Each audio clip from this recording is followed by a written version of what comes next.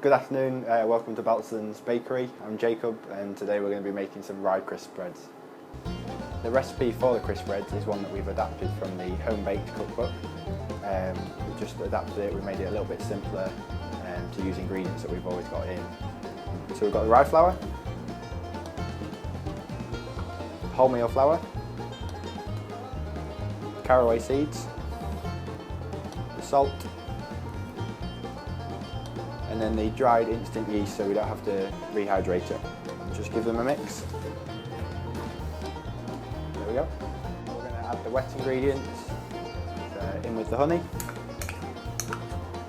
and the water. And then we'll just give that a mix until it starts to come together, and then we'll give it a quick knead. So I've just been mixing it for a few minutes. It's still quite dry. Different flours absorb different amount of water. So we're just going to have to add a splash more water until we get the correct consistency.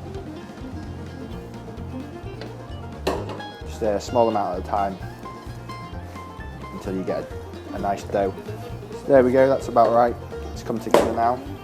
So now we're going to give the dough a quick knead. You can either do this in the bowl if you've got quite a large mixing bowl, or as I'm going to do on the work surface. First just put a little bit of flour just down on the bench just to stop it sticking. Bring it out, and you're just working it really. You don't need to stretch the gluten in it because it doesn't really need the texture. It's going to be crispy. So there we go. It's come together quite nicely now. So just give it a bit of a flour. Just give it a light coating, and then it can go back in your original mixing bowl. Just cover it with some cling film and leave it for about an hour. So once you've got the dough together, do two things. You can roll them out and bake them off straight away, as we're going to do now, or you can pop the dough in the fridge overnight for about 24 hours, and then when you want to use it the next day, just bring it out and bring it up to room temperature, give it a little knead, and then you can use it straight away, as we're going to do now. Now your dough's ready, we're just going to roll it out into one large sheet and cut out the individual Crispbreads.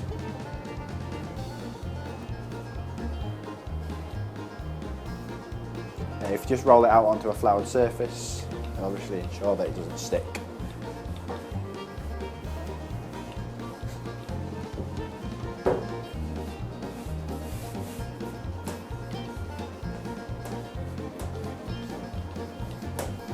And really your aim is just to get it as thin as you can manage, because then they'll bake quicker and just stay crispier.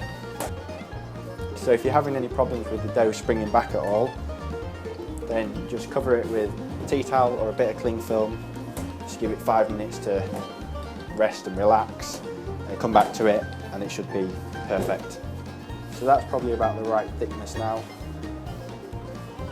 Probably just looking at about 1 or 2 millimeters. So to cut them out, just pick something around your kitchen, mixing bowl. We're using our mould and sea salt lid, as it's the perfect size for what we need.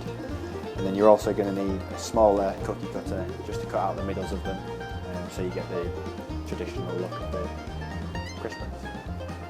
Just start cutting them out. Just press down, give it a little twist, lift off the cutter, which is easier said than done. Cut out the middles, just pop them up to one side because we can bunch them up and roll them out again.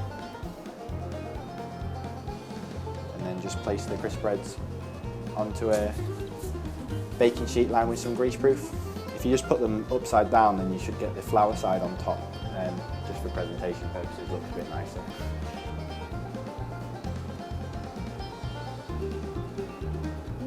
So once you've got them on the baking sheet, it just helps if you just take a fork and just prod them along. It just stops it from rising, because it's obviously got yeast in it, and yeast makes bread rise. Now they're on the baking sheet, we're ready to pop them into the oven.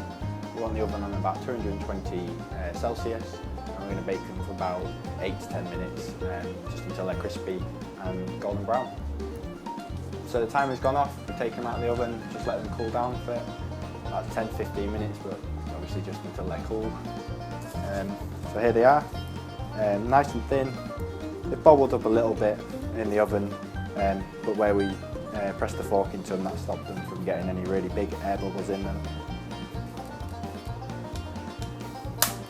Really crispy.